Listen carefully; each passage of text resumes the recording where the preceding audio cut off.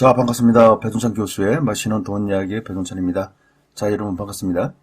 2020년 부동산 양도 차익이요. 정의당 장혜영 의원실에서 말하고 있는데 무려 110조나 되었다고 하는데 문득 요즘 들어서는 원체 단위들, 화폐 단위가 높아가지고 110조라고 해도 별로 우리 피부에 좀 와닿지가 않는 것 같아요. 단위 자체가 원체 높아졌기 때문이죠. 쉽게 말씀드려서 2020년 우리나라 한 해 예산이 513조였는데, 그러니까 우리나라 전체 예산의 5분의 1보다 더 많은 금액이 부동산 양도 차익이라는 거죠. 즉, 2020년 전체 예산의 5분의 1보다 부동산으로 인한 불로소득이 많았다라고 말씀드릴 수가 있다는 겁니다. 어떻게 보면 참 놀라운 사실이죠.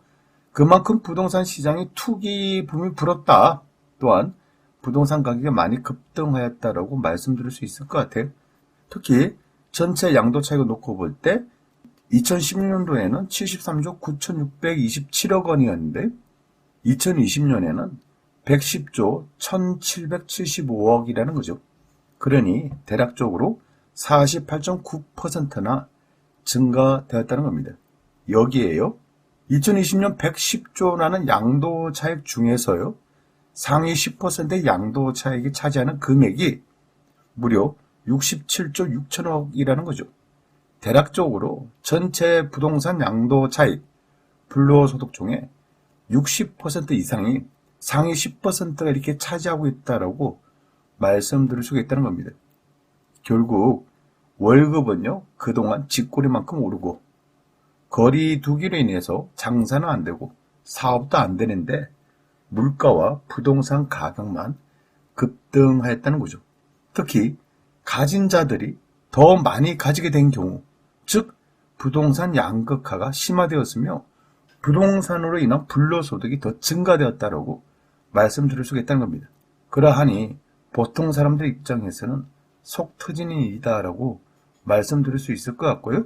여기서 대선 후보자들의 공약들을 놓고 보더라도 부동산 세금 완화 공약을 내세우고 재개발, 재건축 규제 완화를 내세우고 있고 지태에서 노선을 추가하거나 연장하겠다는 등 어떻게 보면 부동산 개발에 대한 남발을 하고 있는 거 아닐까요? 따라서 부동산 가격, 아파트 가격 안정화를 시키기는커녕 오히려 부동산 불로소득을 봐주고 오히려 다주택자들에게 부동산 세금을 깎아줄 테니 나에게 표를 달라는 구애 작전을 마치 피는 것으로 보인다는 얘기입니다. 그러니 부동산 가격 안정은 뒷전이고요. 오로지 일단 무조건 대통령만 대고 보자. 이런 분위기가 여야 간에 형성되는 것 같아요. 그러니 부동산 시장 놓고 볼 때 좀 안타깝다라고 말씀을 드릴 수가 있다는 겁니다. 아무튼 오늘이 구정연휴 마지막 날이네요. 그동안 큰 행사, 제사나 여러 가지 집안일 등을 치른다고 수고들 많이 하셨습니다. 여러분 새해 복 많이 받으시기를 바랍니다. 이상까지 배동찬 교수의 맛있는 도움 이야기였습니다. 감사합니다.